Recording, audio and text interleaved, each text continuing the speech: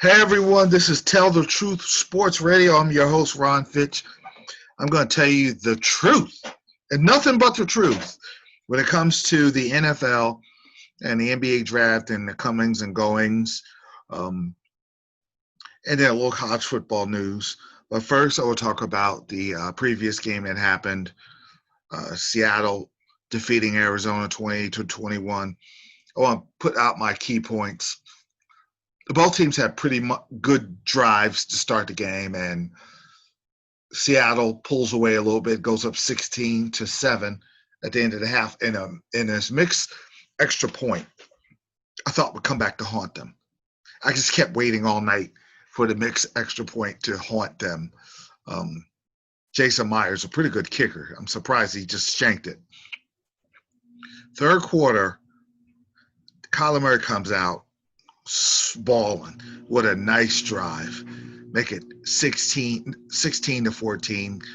Zane Gonzalez makes the kick. Dan Arnold makes the catch. But then Seattle came back down the field, and Carlos Hyde had a 2-yard run. And this looked like Seattle. This is how Seattle wants to win. Carlos Hyde and Bo Scarborough were just pounding the ball up the middle. Just ground and pound. Play action, Russ. Russ was scrambling a little more. Russ wasn't taking chances. Russ was cooking a little bit, but he also had a couple of chefs in the store there. He had Bo Scarborough, who unfortunately got hurt. I hope he's okay. And Carlos Hyde. And Carlos Hyde was playing well. But then and then Arizona comes right back down the field. Chase Edmonds gets a 3-yard pass from Kyler Murray. Kyler Murray got hurt in the first half. He hurt his shoulder, but he grinned and bared it, and he got hit. He was sacked. He was pushed around. Dunlap is a big key. Now, I'm seeing how good a trade that was. And then the biggest play of the game, Cardinals have the ball, 23-21. They're in their own end zone. But if they get a couple of first downs, they're going to have momentum. 9-12 left. You can run most of the clock off, win the game-winning kick, beat Seattle 2-0. Okay, their division is theirs, but it was a costly penalty in the end zone for safety. And what that did, they gave Seattle the ball back, and then they drove for a field goal. And now you have a safety there because you're up 28-21, whereas the extra point isn't as devastating. And here comes Arizona down the field. And I thought they were going to score. I really did. I really thought this was going to be it right here. But what had happened was first down, incomplete pass. Second down, Fitzgerald gets the ball. I'm looking at the sequence here, and Isabella had a chance to catch the ball down the middle. Kyler could have been a first and goal. Then on fourth down, after Murray had some incomplete passes, on 4th and 10, I said if Kyler Murray gets time, he's going to at least get this first down. And it's 38 seconds off. But Dunlap, the key acquisition from Cincinnati, makes the sack. And they ended up winning the game. And that's a big win for Seattle because now they're a game up on the Cardinals, and they're half a game up on the Rams, and they see the Rams again in their place, which is big. It's a big win for the Seahawks.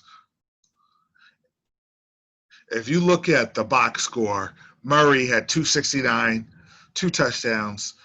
He was sacked 3 times. Drake ran it okay, but, they're about their passing. And Seattle was they put up more of a fight defensively. You had more pressure on Murray. Murray didn't rush for huge yardage. They contained him with the pressure, with the presence of Dunlap, and then Adams out there blitzing, and then Dunlap putting the pressure. Now you're getting a little more pressure. They did a pretty good job of run defense, even though the Cardinals didn't really pressure them into run defense. Russ did enough cooking-wise, 197 yards. He had 119 passer rating, 2 touchdowns. He ran for 42 yards, and he was efficient with his running. Carlos Hyde had 79 yards. Scarborough, before he got hurt, had 31 yards. He was averaging 5 yards a carry. Hyde was averaging 6 yards. Every time he touched the ball, he was averaging 6 yards. You think about that. And Seattle played the power game. They're one up. Seattle, I don't quite think the Cardinals are ready. They're going to be a wild card team. They're not ready to win the division yet. They're trending up. They have to get a couple more pieces on defense. You shouldn't have Patrick Peterson out there one-on-one with DK Metcalf all game long. That's stupid. Peterson's a good corner, but there was a couple of times that Metcalf dropped a touchdown pass and had a couple of chances where he burned Peterson. One was a holding call. The other was a sack where he had him burned. So they're going to have to get more pieces on defense. And you probably have to get one more bell cow, big power back. Kid from A&M. I'm telling you, the kid from A&M was perfect. Spiller from A&M will be perfect for the Arizona. I like what I see out of Murray. You know, he struggled a little bit because of his injury. The one thing I see out of Murray I do not like, and I like this kid. He's two things that I'm concerned about. The height, because he's not a big guy, and he got hit, and he's going to get hit more, and he runs a lot, so he's going to get hit more. Russ is thick, and Russ slides. So Russ takes hits, but he can take them, and then when he scrambles, he slides. Kyler doesn't always do that. He does it sometimes. But you hope he's okay because he's accurate. He throws the ball well. He's a runner, but he's a passer who runs. Lamar Jackson's a runner who passes, and Lamar is trying his best to continue to improve on that. But Arizona, and another thing with him, I don't like how he constantly gets on his linemen or receivers that make mistakes. Now, he missed DeAndre Hopkins on a pass. Wide open, 3rd down. He missed him. Hopkins could have ran over and screamed at him. You know, that's where I need him. I need Kingsbury or the coaching staff to say, listen, you got to eliminate the histrionics because you don't have to do that. Brady could do that because Brady has jewelry. You don't. You're developing. You're getting better. I just wish he wouldn't do that. Screaming at the lineman if he misses an assignment. Some of the histrionics on the sideline. Okay, you want to be a competitor, but you want to be a smart competitor. You want to be Drew Brees. You want to be Ben Roethlisberger. You want to be an encourager. You want to be, Aaron Rodgers has the right to scream sometimes at his teammates. He doesn't. The great ones, no. And even Brady will get on his guys, but Brady will encourage. So he has to, I hope he matures into that because I'm rooting for this guy. So I hope he matures into the quarterback that I think he could be. Now, the other big games you got are the Kansas City Chiefs and the Las Vegas Raiders. This is a matchup Sunday night, and it's my birthday. Hopefully the Steelers can survive Jacksonville. That sounds easy, but I don't want to see any one of those typical Steeler losses where they don't show up. We'll get to that a little later, but I want to talk about the main matchup. Kansas City versus Raiders. Everybody talked about how the Raiders did their little victory tour after they beat the Chiefs. Kansas City, they're going to have to make a certain adjustment. That last game, it was a close game, but the Raiders were in control. They pushed and shoved the Chiefs around. They got to Mahomes. They were physical on both lines of scrimmage, especially in the run defense. Kansas City's given up almost 5 yards a carry on the run. And Josh Jacobs ran for over 100 yards a game against the Chiefs. He was over 100 yards, and they pretty much ran a 4-minute drill when the Raiders got the ball with a chance to put the game away. And then Henry Ruggs blew the cover off of the Chiefs defense. So there was a lot of leaks in that particular game. But you're going to talk about an angry Kansas City Chiefs team. Even Andy Reid kind of spelled out how he felt. And they don't like it. They never liked each other. and they really don't like each other. Now you have Kansas City's attention. Now you have their full attention. And I cannot wait to see that, because Kansas City, you look at Mahomes, he has the best passer touchdown interception rating, one of in the history.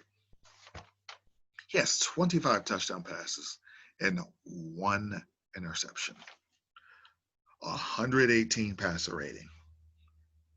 That's pretty much, that's flawless. So what the Raiders have to do, if you have to get to them, you're not stopping the Chiefs. But what you can do, you can put pressure on them and time consuming. So for the Las Vegas Raiders to win, it's got to be long drives. It's got to be third down conversions. Lawler's got to make those 3rd and 5 catches.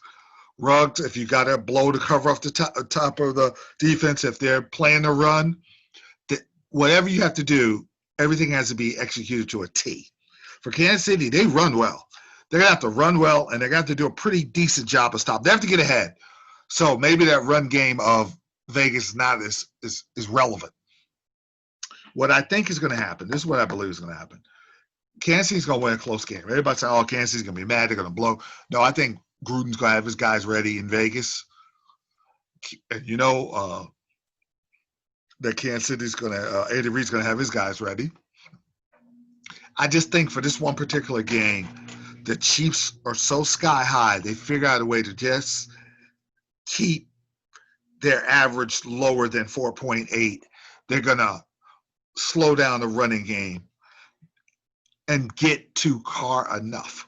Carr's going to have his moments, and they're going to put up points, but Kansas City's going to get the lead and keep it and win a close game. Now, this next couple of games is tough for me, because Green Bay and Indy, my whole head, in my heart is saying pick Green Bay. They're 7-2. They look like they're a little better than Indianapolis, but my heart and my head are not together on this one. I'm going with my head. Even though Rodgers has 108 passing rating, Marquez Valdez-Scantling is becoming a great number 2 to Adams. Xavier Rhodes is probably going to guard Adams the whole time. The Colts pass defense, the Colts pass defense is tops in every important stat. Passer rating, one of the tops in the league. They held Tannehill, who was over 100, to 74 passer rating and 147 yards passing. But can you do that to Aaron Rodgers? I think they're going to be met halfway. I don't think it's going to be 108, but it's not going to be 74. It's going to be somewhere between 90-ish and 100. Colts are going to have their moments. Rodgers is going to have his moments. Now, the wild card is Rivers. Rivers been good. Rivers been terrible. I'm going to predict a good Rivers. He's going to be up. You're going to see Aaron Rodgers across the field. He's going to make it happen. Nyheim Hines, his ability to run and pass. If Taylor plays and doesn't fumble the ball, they got a little more of a power game. Green Bay could be a little soft because they're on the road, even though there's not a lot of fans. I'm going to take a chance and pick the Colts. If you're better, I don't know if you want to ride with me on that, but I don't trust Green Bay. I got to see more wins and more game gutted out type of games before I give you my allegiance and say I'm a believe in you. Indy is -2. The other game I'm very interested in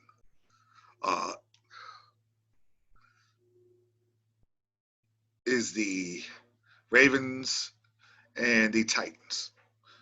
And it's Baltimore -6. They're home. They want revenge against the Titans. Henry ran all over them. And the Ravens got ran on hard by the Patriots. Patriots just rammed the ball down their throat. You rarely see that against the Ravens defense. I'm going to bank on the revenge factor. I think it's going to be a little lower score, and that's why it's -6 and a half. Henry's not going to go crazy this game. They're going to be very Calais Campbell, the addition. I think he's going to play well.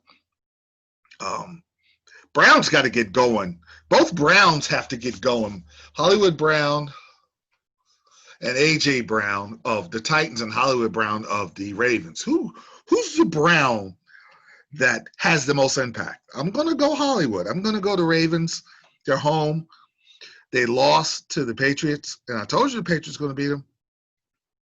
I like the Ravens in this game over the Titans. I'm not crazy about how the Titans are trending down a little bit. Now, my other game is the Cowboys and Vikings. Cowboys are 2-7, but I saw some interesting comments. They promised that Cook would not run on them like Chubb did.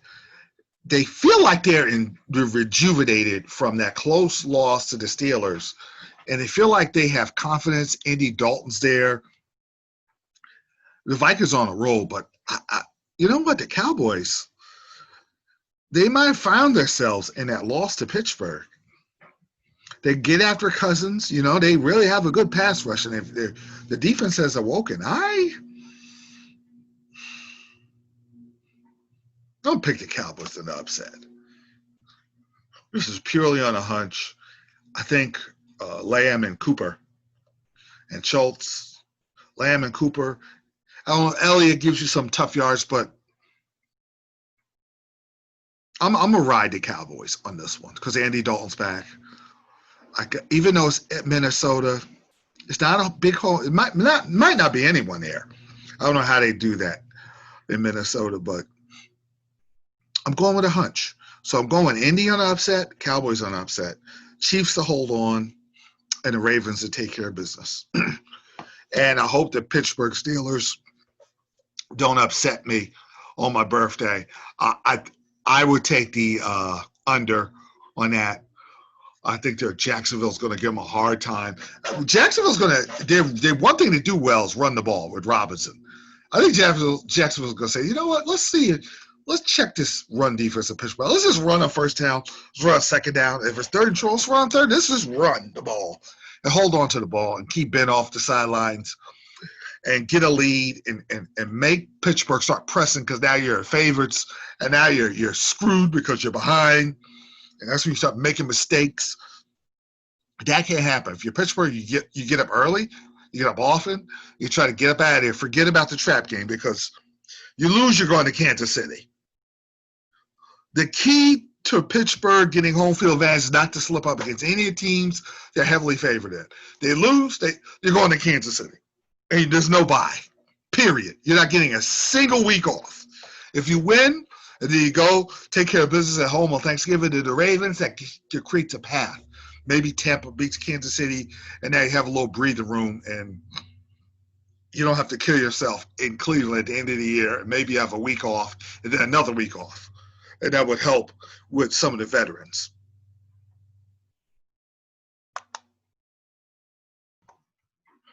Okay, we're back, and I'm going to give you my truthful analysis of the NBA draft. I love James Wiseman to Golden State, but I hated that Klay Thompson's out for the year. I was so looking forward to seeing the Splash Brothers reunited. Hated that. Achilles, too. But Wiseman will help because he's a big and he's very active. He's going to be one of their better defenders of the rim they've ever had, so that'll help. But Golden State will add a piece. I don't know. It's not like Klay Thompson, no matter who they add. I love LaMelo Ball to the Hornets. What he does is his ability to play make and get the Hornets better will fetch you future free agents. This is the first step in the Hornets making their move in the East. It may take a year or two, but he's so good as far as the ability to play this type of NBA game. 6'8", can drive to the basket, can see the floor as good as any point guard you're going to see coming out of the draft because he didn't go to college, played in Europe. It's going to be fun to see his dad and Michael Jordan interact. But Ball was a great great pick for the Hornets. That's step one. Now you add another piece to step two, and now you can kind of develop. Mitch Kupchak is there. He's won before, so that's a good thing. Michael Jordan is getting it. He's going to have a chance to compete if they continue to progress. The other pick I like is Obi Toppin for the Knicks. A terrific player. He's a New Yorker. He was happy to be back. He can play. Now, he doesn't see the floor like some of the other players, like a Ball or the kid from Oregon, Pritchard. But this kid can play, or Halliburton. These guys are guys who can see the floor really good. But this guy can fly out, score. He can shoot. He's really good in the post. And he can score from outside, and he can jump out of the building. That's a good piece for New York. But now, because you didn't get a point guard, you got to see if you could get Westbrook from Houston if possible, whatever package you could offer the Rockets if possible. But you're a point guard away from starting to build something. But that's step one. And also getting Miles Powell, an undrafted free agent from Seton Hall, a scoring machine who will score in the NBA. That is the most sneaky, underrated pickup in the offseason. You will see.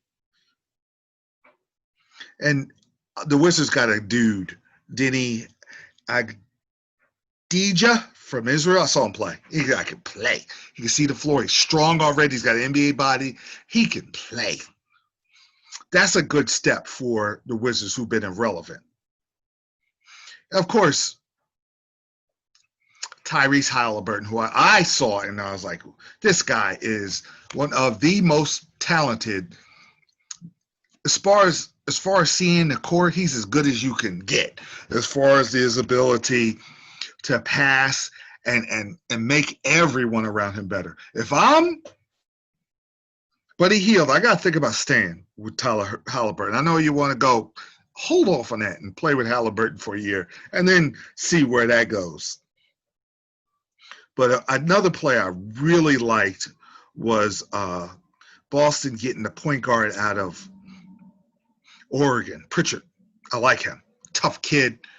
Good for Boston. They're very good at getting those mid to late round picks. They did again. And then the one kid I know who I interview, he's on my Instagram, Precious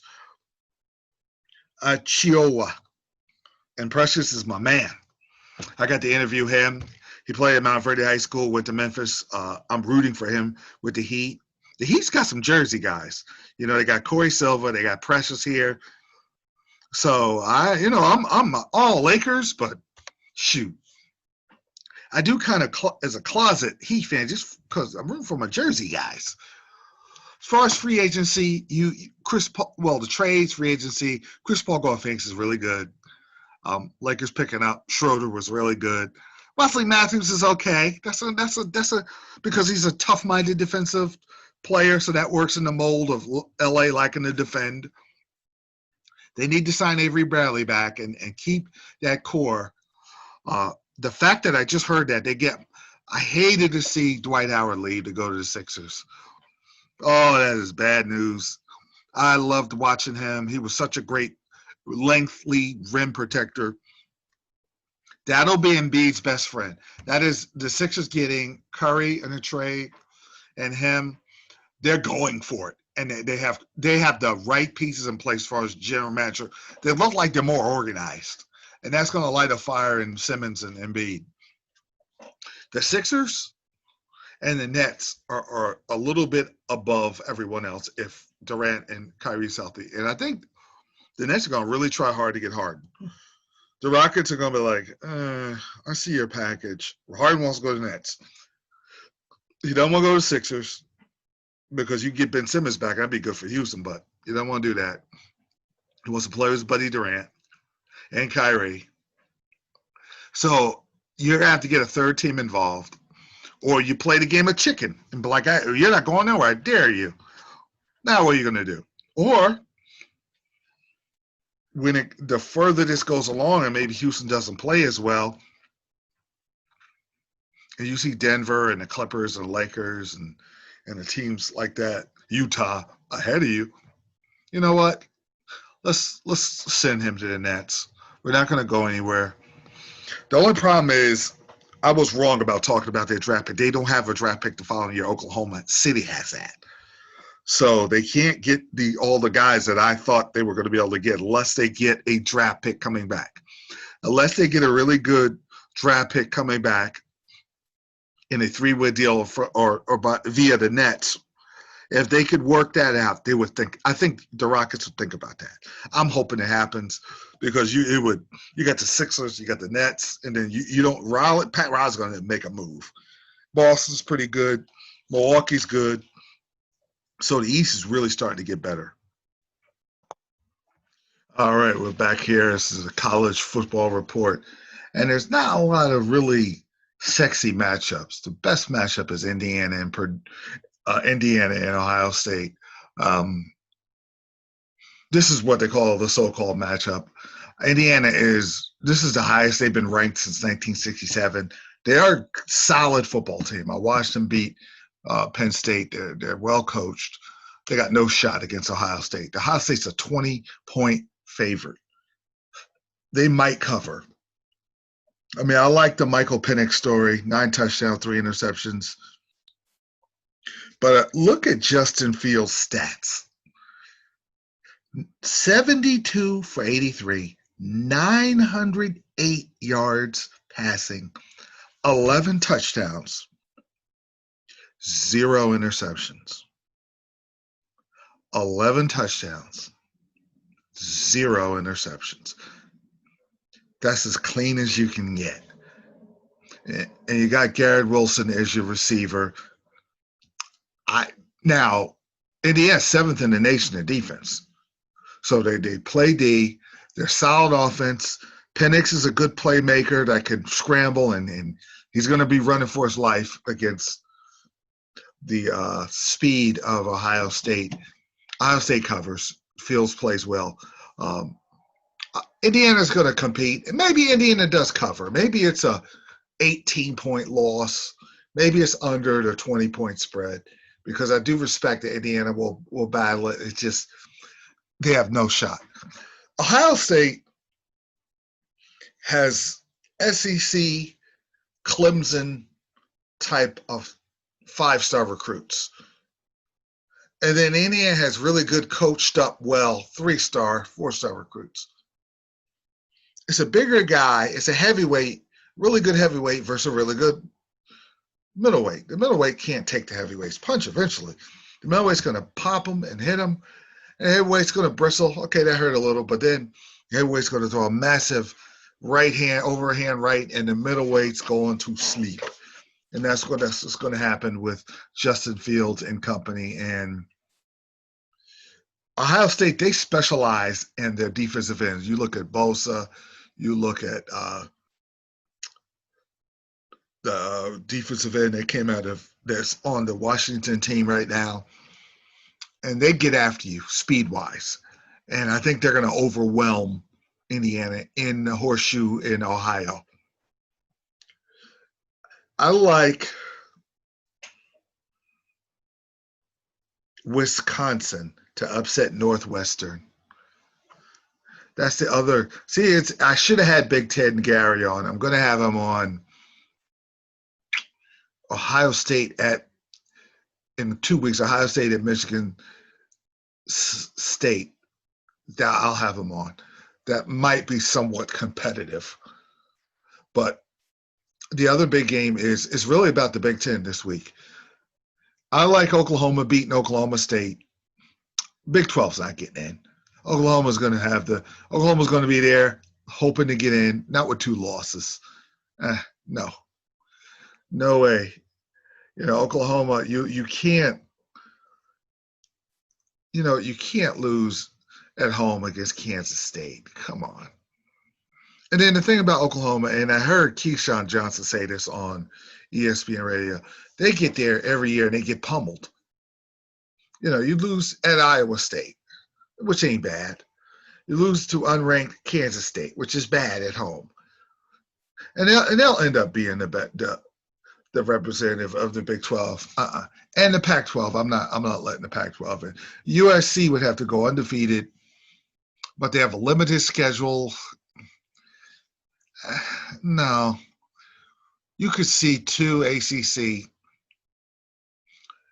possibly 2 Big 10.